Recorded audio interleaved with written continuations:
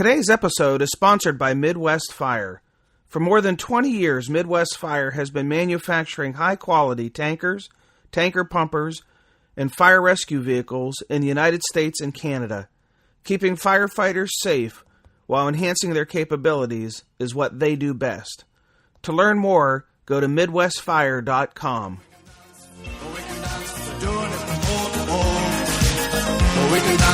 This is Captain Jimmy Troy from Annington Fire Department. You're listening to SA Matters radio show with Dr. Richard Gasaway. The SA Matters mission is simple. They want to help us see bad things coming in time to avoid bad outcomes.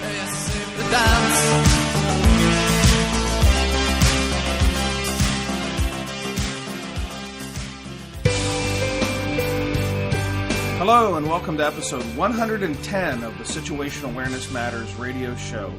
I'm your host, Rich Gasaway. The purpose of this show is to improve situational awareness and decision-making for individuals and teams who work in high-risk, high-consequence environments. The SA Matters mission is simple, to help you see the bad things coming and time to avoid bad outcomes. I'm coming to you today from Wilmington, North Carolina, where I'm in town to deliver 2 situational awareness programs hosted by the new Hanover County Department of Fire Services. I want to take a moment to extend my appreciation to Chief Donnie Hall, Battalion Chief Jennifer Smith, Captain Kevin McDonald, and Captain Blake Turner for your efforts to make this program so well attended and so well organized. I also want to extend my appreciation to Captain Sterling Powell from the Wrightsville Beach Fire Department for taking me to the yacht club yesterday afternoon after class was done.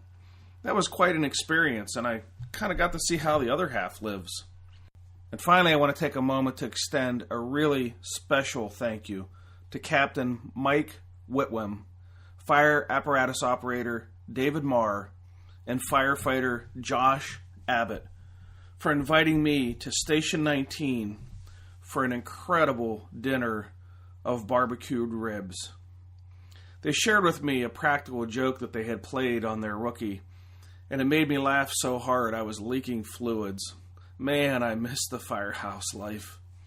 But I got to relive it for a little while with these guys, the crew of Engine 19. Thanks, guys.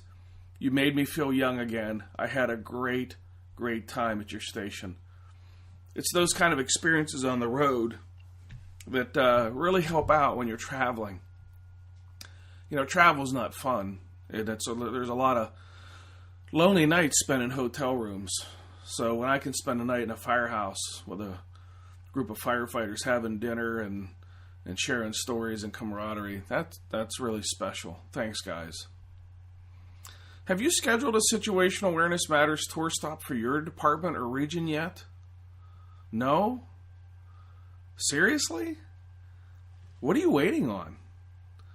Did you know that issues related to situational awareness or the barriers that flaw situational awareness are implicated in nearly every significant firefighter casualty report? It's a really, really big deal. The problem is most firefighters know so little about situational awareness. They think so long as they pay attention or keep their head on a swivel that they'll have good situational awareness. As anyone who's attended one of my programs will tell you, that's simply not the case. Sure, paying attention is part of situational awareness development, but it certainly isn't all of it. There's so much more to learn. If there wasn't, we would hold class and in the first 10 minutes say, keep your head on a swivel and pay attention, class dismissed. We spend a whole day on this topic and we're barely scratching the surface of all the things you need to know about situational awareness. There's so much more to it. Those who think that developing situational awareness means just paying attention are simply uninformed. Don't be uninformed on a topic that's this important. There's too much at stake, as situational awareness serves as the foundation for good decision-making. And it's the decision-making that drives the actions that lead to successful or catastrophic outcomes. If you're interested in attending an upcoming Situational Awareness Matters tour stop, head over to samatters.com website, click on the blue box on the right side of the homepage labeled Upcoming Event Schedule. More than 500 agencies on 4 continents have hosted a Situational Awareness Matters tour stop event. It's time to get yours scheduled.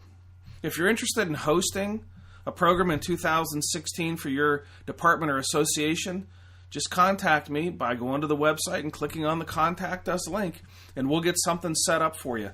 Hey, my 2016 schedule, it's filling up really fast. I'm only going to book maybe about 6 more programs in 2016. That's it. So if you want to fill one of those 6 remaining slots, go over to samatters.com and click on the Contact Us link. I'm also very actively booking my 2017 programs now. So if you're interested in that, get a hold of me. I'm going to cap my 2017 programs as well to spend a little bit more time with my family. So if you want to get something set up for 17, reach out to me and we'll secure your date. Here's a tip how you can host a program at a reduced cost. I schedule many what I call companion programs. These are programs on adjoining days to other programs. So if you see I'm delivering a program a couple hours from where your department is and you think you might want to tag along as a companion, contact me. You can save as much as 20% off the program cost by being a companion to an existing program. In today's feature segment, I'm going to answer some questions from live events. This will certainly give you a good idea as to the topics that we're discussing and the kind of dialogue that you can expect if you're attending an event. I've never done an episode like this before, so I'm not really sure how it's going to turn out, but I'm going to roll the dice. Hey, a quick note, if you missed episode 101, go back and give it a listen. I interviewed 4 firefighters from the Sioux Falls, South Dakota Fire Department who survived a near miss when their aerial apparatus came in contact with a 32 kV electric transmission line. This was a really close call, and there are lots of lessons to be learned. So circle back and give 101 a listen. Okay, I'm going to jump into the feature segment now, but when it's done, stick around because I'm going to announce where the upcoming tour stop events are where you can join into the conversations like this. All right, here we go with the live event Q&A segment. This first question comes from the program This Week in New Hanover County, North Carolina. In fact, the question that was asked inspired me to create this entire podcast segment on live event Q&A. The question was, what can I do to improve my intuition? Before we jump into how to improve intuition, let's talk about the origin of intuition. As you gather information about the things that are happening around you at emergency scenes, inside of your brain, you start to put those puzzle pieces together to form an understanding of what is happening. That, in a very quick nutshell, is how the first 2 component parts of situational awareness occur, which is perception and understanding. The picture formed in your mind then goes up and does a long-term memory search. This is a big memory search. The average person's long-term memory is equal to about 10 times all the information currently stored on the internet. And now, accessing that information, that's a whole other issue. The average person can only access about 5% of their long-term memory stores, which means about 95% of everything you know is actually outside of your awareness. Think about how big that memory store is, and most of it, the biggest part, 95%, you're not even aware of what you know.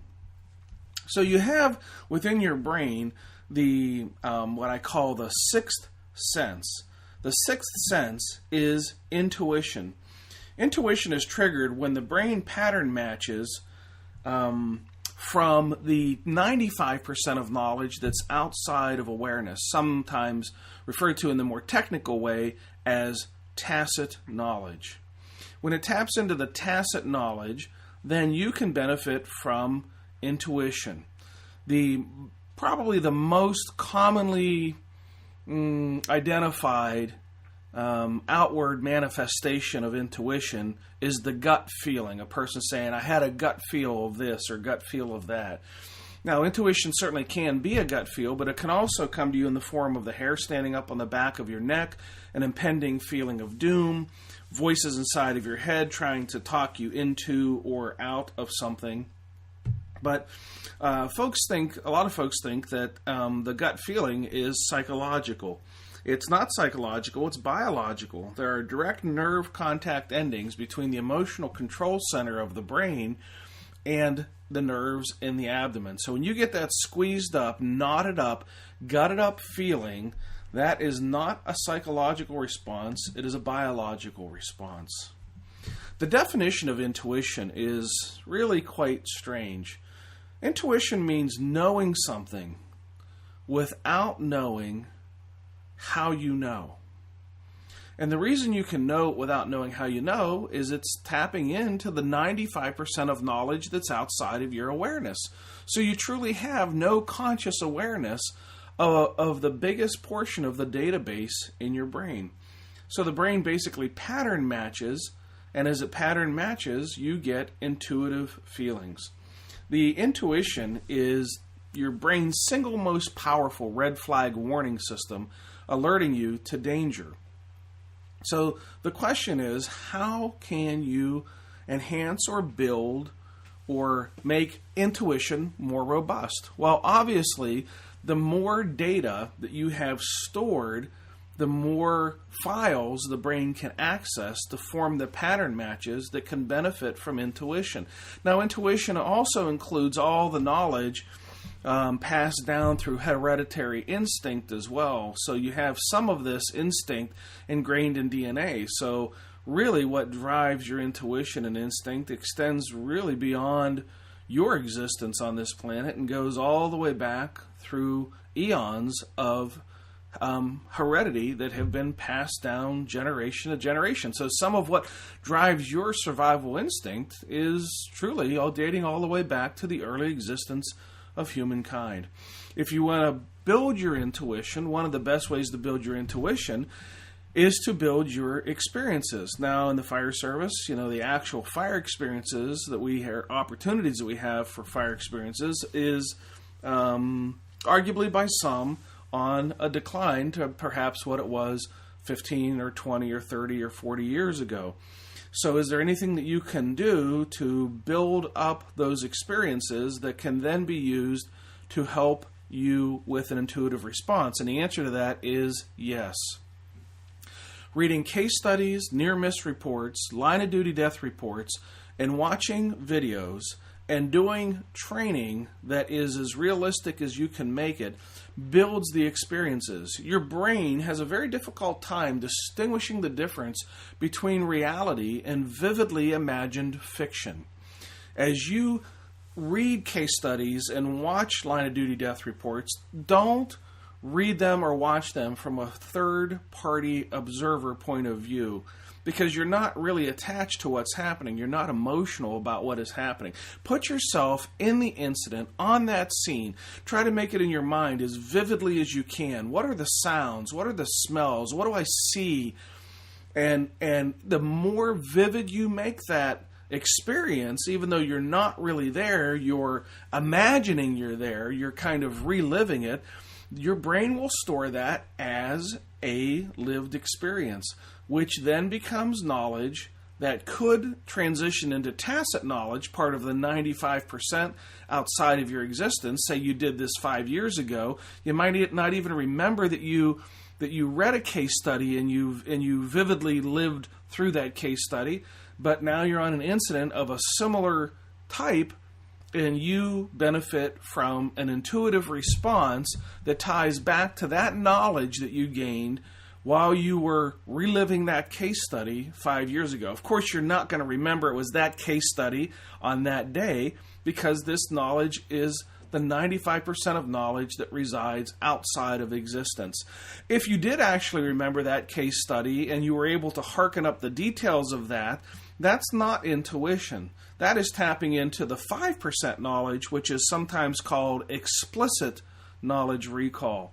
So there's a big difference between explicit and tacit knowledge. Explicit is, remembering your address, names of loved ones, particular details about a fire that you can bring up, and I'm talking about the knowledge that you're acquiring that kind of just goes off and sits in the corner in a shadowy place that your brain is able to locate and use that knowledge to help drive your decisions.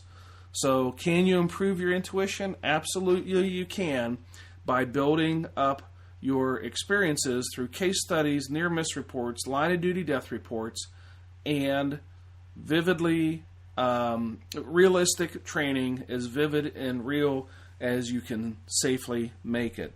Great question. Okay, this next question comes from a program that I did while I was in Alabama. I did 4 Situational Awareness Matters tour stops across the state of Alabama earlier this month, and I covered that in a previous podcast. But this question comes from one of those programs. It says, what can we as first responders do to combat information overload? As we arrive on the scene, we're just overloaded and sometimes overwhelmed with information, and it can raise our stress and impact our ability to know what information is the most important. And that was a great question. So here's how that conversation went.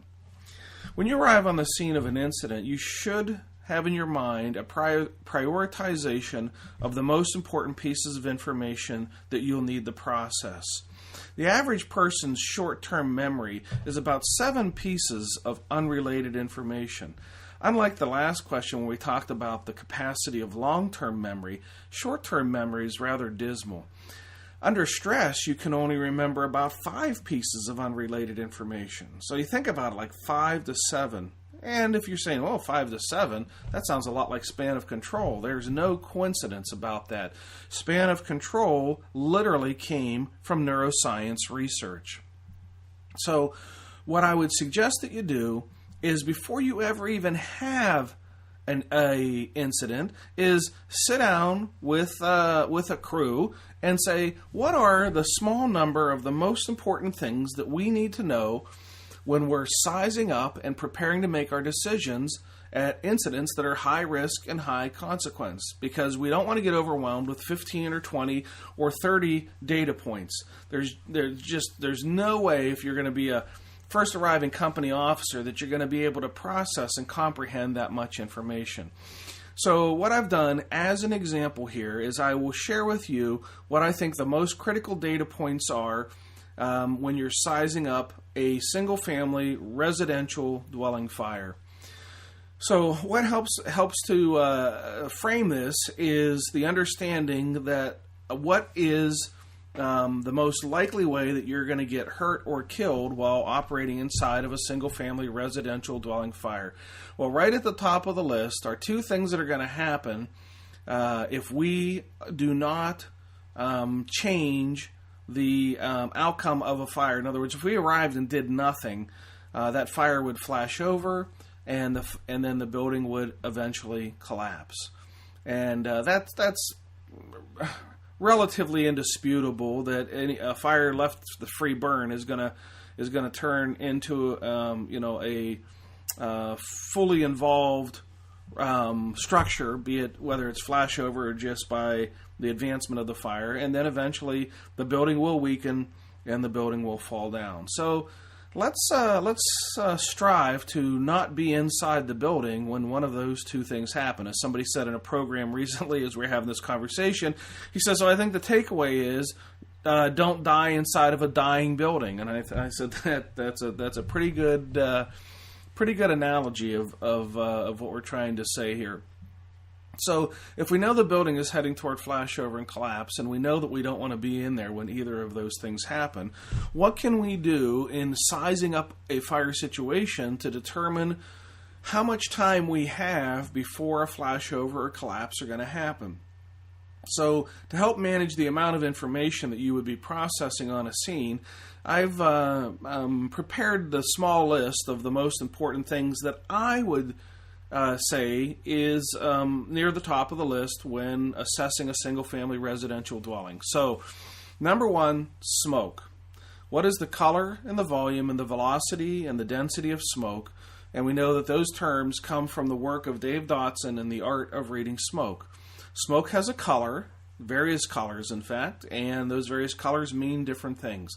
Smoke has volume, the total amount, the velocity, the speed at which it's moving, and the density, the thickness of the smoke. That smoke is like the crystal ball of the fire scene. It's a pretty good indicator of what's burning, where it's burning, how hot it's burning, how deep it's burning, where it's going to go next. Now, like the smoke, the flame also has color, volume, velocity, and density. So you take those those four characteristics of those two components, smoke and fire, and you put them together. Just think like we're going to put together a puzzle. Those are two puzzle pieces that fit together rather nicely. In fact, it's almost hard to have one without the other at a residential dwelling fire, where there's the old saying, where there's smoke, there's fire. So we take those two pieces of the puzzle and we put them together, and we try to understand what is happening as we assess the color, volume, velocity, density of smoke and fire. The next thing that we look at, the next two puzzle pieces, is building construction and building decomposition. So what is this house made out of, and how fast is it decomposing under the stress of fire? Every building on fire, every house on fire is in the process of falling down. If not intervened by a sprinkler system or by firefighters who extinguish the fire, a free burning fire will eventually consume the components of construction, and the building's greatest enemy, gravity, will make the building fall down. So every building in the process of falling down, and we don't want to be inside when it happens. So what is this house made out of, and how is it decomposing? How are the components of construction weakening under the stress of fire? The next component that we look at, the next piece of the puzzle, is the speed at which conditions are changing. How fast are the conditions changing? Because if we arrive on the scene and it's pre-flashover, we have to determine, is that flashover going to occur faster than we can reset the fire? And we can reset, and maybe should reset, the fire from the outside if in a very fast-moving environment. We certainly don't want to be trying to reset it from the inside if it's going to flash over while we're in there. That's going to lead to a very bad day. So can we reset this fire with the resources that we have? How fast are the conditions changing? Now, we can't reset a weakened building. We can reset a flashover, but we can't reset a building that has been weakened under the stress of fire. Our water certainly isn't going to do that. In fact, it's going to make the building even weaker as we load weight in the building with our water. So how fast are these conditions changing, and can the resources that I have with me here and now, people, water, apparatus, hose, imagers, irons, fans, can the resources that I have here now accomplish the goal of stopping this fire from reaching the point of flashover or collapse? The next puzzle piece is survivability profile of civilian victims. So how do you determine the survivability profile of a civilian victim in light of the information that we've previously gathered? Well, you take the smoke and fire conditions, combine them together, add that to the building construction and the decomposition, add that to the speed at which conditions are changing, and then look at your resources and make a reasonable assessment as to whether your resources can engage in an aggressive offensive way that can accomplish the mission before flashover or collapse happens. So that's one idea for how to combat information overload. Thanks for that question. This last question comes from the Fire Officer Development Program that I did for Los Angeles County Fire Department back in early March. How can I tell when my perception of reality is flawed? That's a great question, because your perception of reality is your reality? One of the questions that folks will ask is perception reality? I'll ask that question in a class and have people raise their hand. Do you think perception is reality? Raise your hand if you think it is. Raise your hand if you think it isn't. And probably more people raise their hand that it isn't than it is. But the truth of the matter is, perception is 100% of the time reality in the mind of the person who has that perception. Whatever your perception is your reality. It doesn't necessarily mean it is the reality, but it's your reality, and you won't know any different until true reality overlays your perception. And then you might have a moment of clarity to say, aha, now I realize, now I know that what I thought was reality isn't. Just a moment ago I thought this was reality, and now I know differently. So one of the ways to help identify when your perception of reality may be flawed is to have a subsequent incoming officer, be it another company officer or a chief officer, when they come in to an incident that has a incident commander and they report to the incident commander. Oftentimes when they report to the commander then gives them an assignment to perform that is in support of the incident action plan made by that incident commander.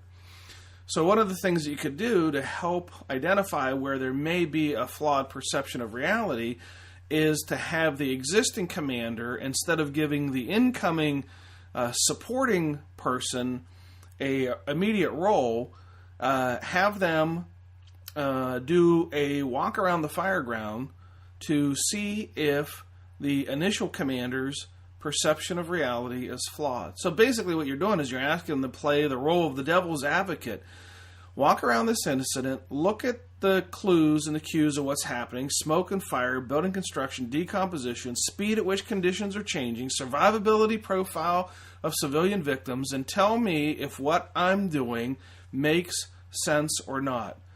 Because it makes sense to me here and now, but to that new incoming officer who's looking at that fire from a fresh perspective with fresh eyes, what you're doing may not make sense to them, because their perception of the reality will likely be different than, well, not likely, but can be different than yours.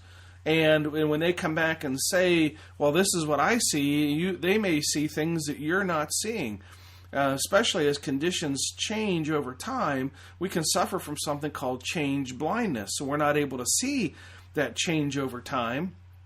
And then the incident may be heading in the direction of a catastrophic outcome, and we may not really even be able to realize that it's happening. And if you doubt that, then, well, when you attend one of my classes, you'll see this come to life, because I do exercises that demonstrate how hard it is to see change over time. So having a second set of eyes, second set of ears, look at the incident independently prior to being given an assignment in support of your action plan. Because once they get the assignment, then their role is to be all in and be supportive and to perform the duties that carry through your action plan. Basically what you're doing is saying, don't get on board with me. Be a devil's advocate. Look at this incident from an independent view. And then if everything is going well and you come back, then I will invest you in my plan and I will give you an assignment. But until then, your role is to see the potential flaws in my perception of reality. So that's one way to tell when your perception of reality may be flawed. Great question. Well, that was cool. I hope that little Q&A session gives you an opportunity to see some of the discussions that we'll be having at live events. Of course, at live events it would be discussions. It would be interactive. We're learning from each other. I'm learning from the experience in the room, and I'm sharing a little bit of my experiences. And that way we all get smarter every time we get together. Okay, as I always do, I want to take a moment to thank the departments and organizations that have hosted some of our recent Situational Awareness Matters Tour Stop events. I do this to show my appreciation to those organizations who put forth a tremendous amount of effort to organize, advertise, and fund great training experiences for their members and for their region. Your efforts to bring this valuable and powerful training on situational awareness and high-risk, high-consequence decision-making to your members and others in your region are greatly appreciated. Recent tour stops included the Lebanon Fire District in Oregon, the Douglas County Fire District No. 2 in Oregon, the Bend Fire Department in Oregon, little Oregon tour there, the Gulf Shores Fire Department in Alabama, the Trussville Fire Department in Alabama, and the Decatur Fire Department in Alabama. Little Alabama tour there. Hey, if you're interested in joining me for an upcoming Situational Awareness Matters tour stop event, you can join me on May 31 and June 1 at the Alberta Fire Chiefs Conference in Calgary, Alberta. June 3, the PEMA Interagency Training Committee is hosting a fundraising program in Tucson where we're raising money for the National Fallen Firefighters Foundation. And then they're going to have a golf outing on Saturday the 4th. So this would be a really fun event if you're in the Tucson or Phoenix Mesa area to come out for the training on Friday the 3rd and the golf event on Saturday the 4th. And yes, I will be golfing in the golf event. So good situation awareness to everybody out there on the course, and watch out for my hooks and my slices. And then I'm going to hang over in Tucson for a encore program on June 6th. The PEMA Interagency Training Committee is going to host a situational awareness program on June 6th as well. Then I go to Spokane for a program for Spokane Fire Department on June 9th. Then June 10th, I'll be doing a program for the Montana Fire Alliance Conference. Then June 16th, the Brighton Area Fire Department in Michigan. June 17th, the Eastern Michigan University School of Police and Fire Staff and Command Executive Leadership Program. Doing a situational awareness program for them. June 22nd, the Texas Interagency Mutual Aid Association, doing a program for them. June 24 and 25, the Cy-Fair Fire Department in Texas is going to host us. And then I'm going to take some time off to enjoy with my family. Then back at it, July 6th, the Iowa Fire Training Bureau in Ames, Iowa is going to host me. July 7th, the Overland Park Fire Department in Overland Park, Kansas. July 8th, the Shawnee Fire Department in Shawnee, Oklahoma. And then I'm going to the Boundary Waters. Every year I take my son up to the Boundary Waters Wilderness Canoe area. I used to take all my kids, but, as they grow up, they get on with their lives and jobs and things like that. And so they'll just my youngest and I and a couple of friends are going to take a Boundary Waters Wilderness Canoe trip. I've been taking these trips every year since 2005. It is the highlight of my summer. I'm also this summer going to go on a Boy Scout high adventure trip with my son. We're going to go sailing off the tip of Florida on a Boy Scout high adventure called Sea Base. 2 weeks on a boat with my 16-year-old son. No smartphones, no technology, nowhere for him to run. Yeah, stay tuned on how that works out. Maybe I'll bring him on the show and let him tell you what he thought of it. I can't wait. Thanks so much to the program host. Here's hoping there's a tour stop near you and we'll get a chance to meet up. While I was delivering a program in Southwest Minnesota earlier this year, I had an opportunity to visit my awesome, amazing, totally rad sponsor, Midwest Fire. Anyhow, I got a chance to sit down and talk to a few of their employees about what separates Midwest Fire from their competitors. Let's listen into a conversation I had with engineer Tyler LeBrun about lean manufacturing and how this differentiates Midwest Fire from their competitors. So Tyler, in a conversation that we had earlier, you mentioned the term lean process or lean manufacturing, and then when we were out on the shop floor, you were like snapping around these Japanese terms that I guess in the lean manufacturing world means something. What is all this voodoo magic of lean manufacturing or lean process? What does it mean, and why would a customer even care that you run a lean facility? Well, one of the big things with Lean is it's very focused on the customer. Basically, you look at it as what the customer is willing to pay for. There's waste in our process. There's waste in everybody's process that they have if they own any type of business. And what waste is defined as is anything the customer is not willing to pay for. We had a good example down there of, maybe you've been in some different shops and seen stuff just scattered around everywhere, like maybe a floor jack, like somebody used it and left it right there. Well, now the next time somebody wants to go find that floor jack, if they've got to walk around for 5 or 10 minutes, that's a waste that the customer's not willing to pay for. They don't want our guys to be down here wandering around looking for parts. They want them to be putting things onto their truck, and that stuff is value added. The walking around and stuff that you're not willing to pay for is non-value added. And that's really what drives down and brings us to be able to offer something better to the customer, that we are building a truck more efficiently, which obviously passes savings on to them. We talked about our inventory control system, Kanban, one of those fun Japanese words, that basically allows for a system to be around our parts ordering, that the operators control that they go down and they reach a minimum point, they pull a card, they do that kind of stuff, but the parts are always there for them. Not only are the parts always there, but there's not an excess amount of those parts, which costs us money to carry, which we would then obviously, no doubt, have to pass on to the customer. But by reducing all these costs, getting rid of all the waste, we're really able to better give the customer a more quality truck, faster and possibly at less cost than a competitor. So everybody here, I assume, has to go through some training to learn how to be part of a lean process manufacturing? Yep. So there's a couple of different ways that we've done that. There's been some guys that have been able to go out and do actual hands-on training at some seminars or that kind of stuff. We've also gone out and taken tours of some real-world class facilities in the area that we've been lucky enough to have.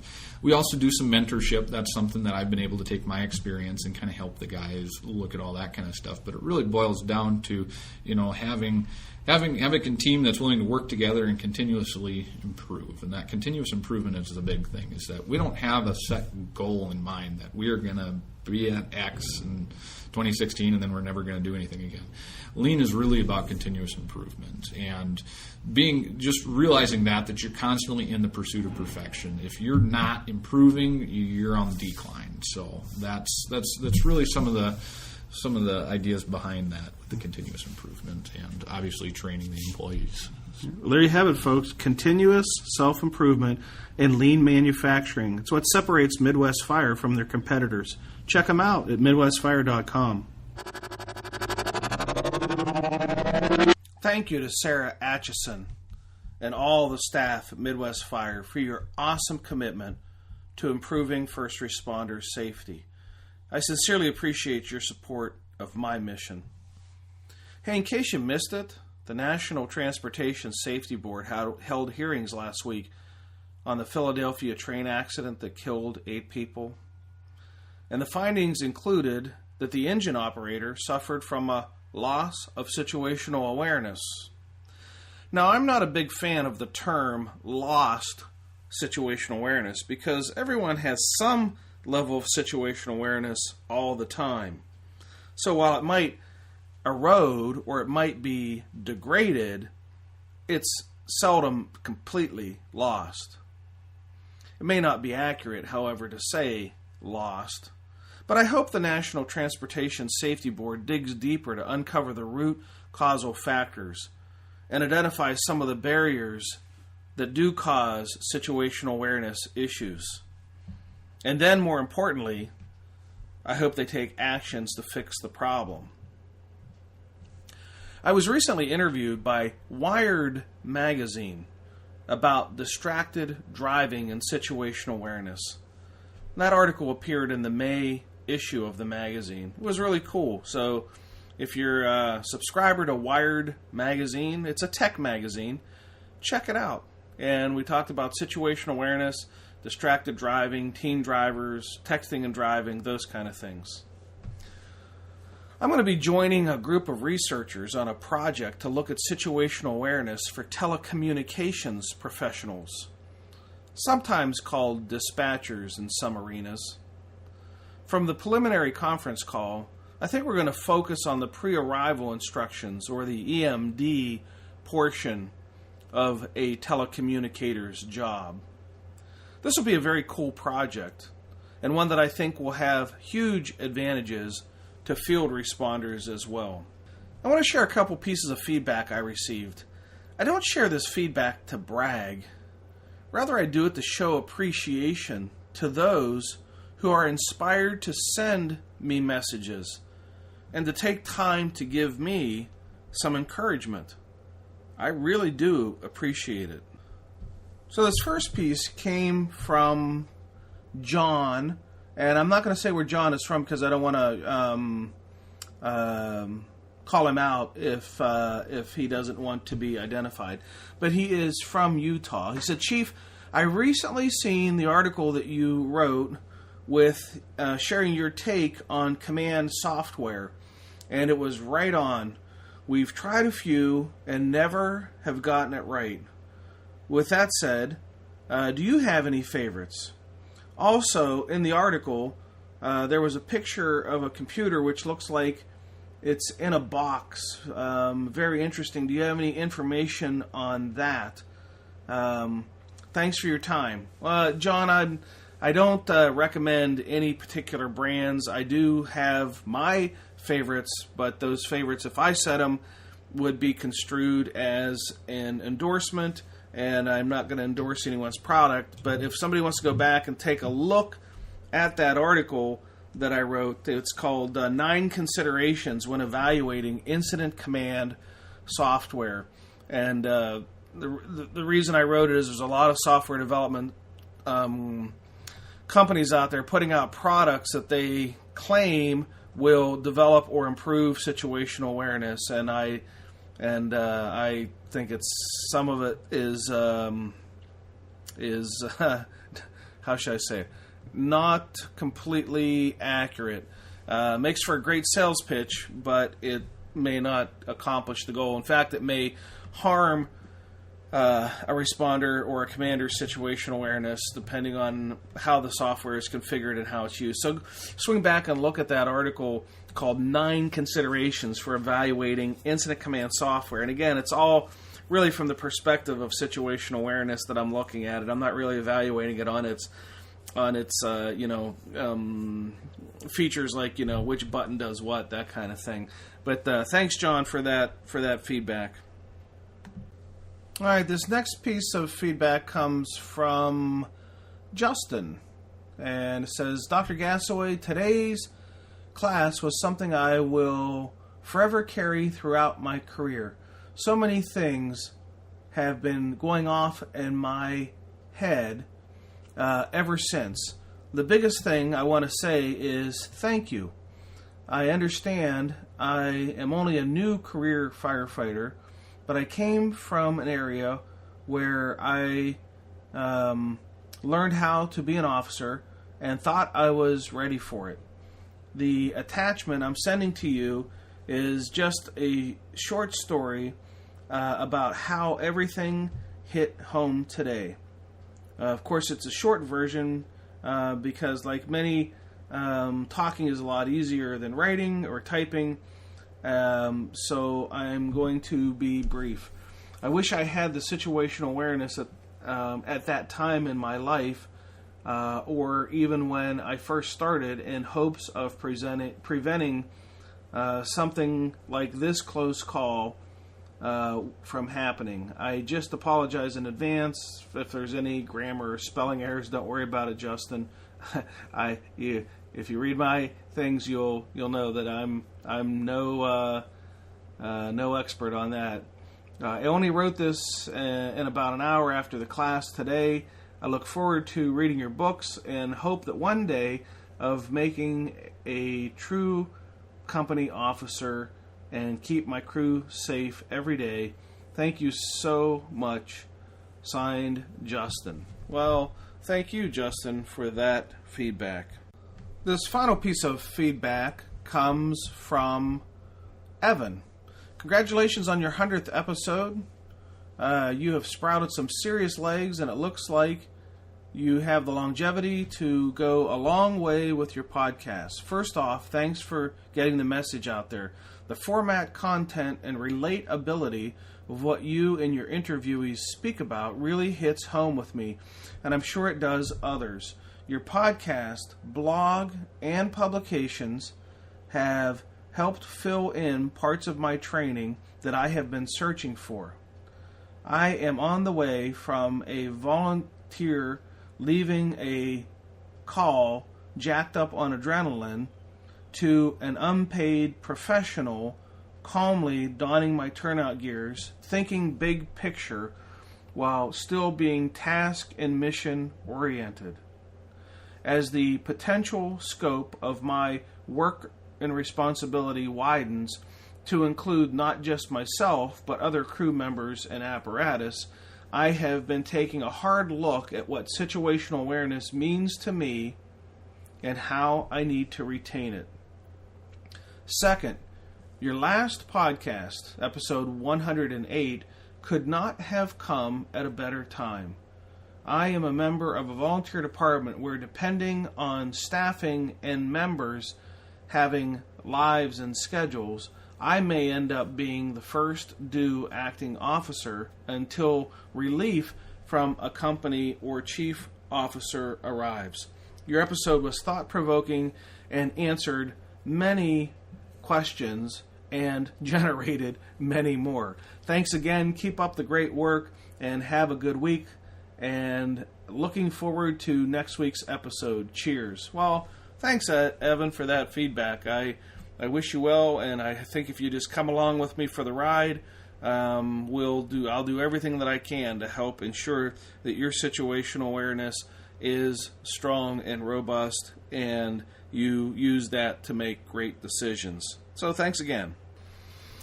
Wow, I really dig receiving feedback like that. It really, really does inspire me. So head over to samatters.com and click on the Contact Us link and send me your thoughts, your ideas. Hey, if you know somebody you'd like to see as a guest on the show, contact me and I'll get something set up with them. If you've experienced a near miss and would like to have a platform to share your lessons learned so that you can inspire people like Evan, contact me by visiting the SA Matters website and click on the Contact Us link.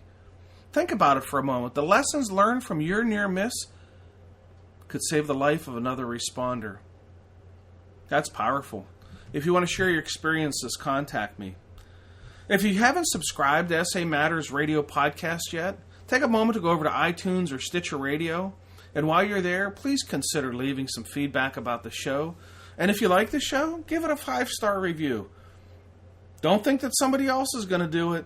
I'm talking to you. Do that for me, as a favor. Thank you. It's really important to me because it inspires me to work harder for you. A lot of time and effort goes into producing and recording and editing and lining up guests. Your feedback lets me know that you appreciate the show. In case you didn't know, I've written 3 books on situational awareness. Those books contain critical lessons on improving situational awareness and high-risk decision-making. If you want a copy, you can get it on SA Matters website or through Amazon.com. Just search Rich Gasaway as the author. If you're not a member of the SA Matters community of learners yet, there are several ways that you can get connected with me. First, you can become a member by signing up on the website. The red box on the right side of the home page is the membership link, and if you sign up there, I will send you a special report I've created just for the new members called 25 Best Practices for Improving First Responder Safety. So if you're not a member, head over to that website, click on the red box on the right side, get the free membership and the free special report. If you want to get connected with me on social media, you can follow me on Twitter at Rich Gasaway or at SA Matters on Twitter. Either one, you don't have to follow both. Pretty much the same stuff goes out to each of them. The SA Matters Twitter community is approaching 17,000 followers of our mission there, and thanks for that support. You can also get connected on a private Facebook page that I've created, facebook.com/groups/SA Matters. Here's a bonus. If you sign up for the private Facebook group, there's a 50% coupon in there for my latest book. That'll save you $20. On LinkedIn, you can also search Rich Gasaway. On YouTube, you can watch the videos that I put up at SA Matters TV on the YouTube channel, SA Matters TV. Well, that's it. Episode 110 is complete. Thank you to our podcast sponsor, Midwest Fire. Thanks to all of our live event hosts, and thank you, our listeners, for sharing some of your valuable time with me today. I really do appreciate your support of my mission. Be safe out there, and may the peace of the Lord and strong situational awareness be with you always. You've been listening to the Situational Awareness Matters radio show with Dr. Richard B. Gasaway. If you are interested in learning more about situational awareness, human factors, and decision-making under stress, visit samatters.com. If you are interested in booking Dr. Gasaway for an upcoming event, visit his personal website at richgasaway.com.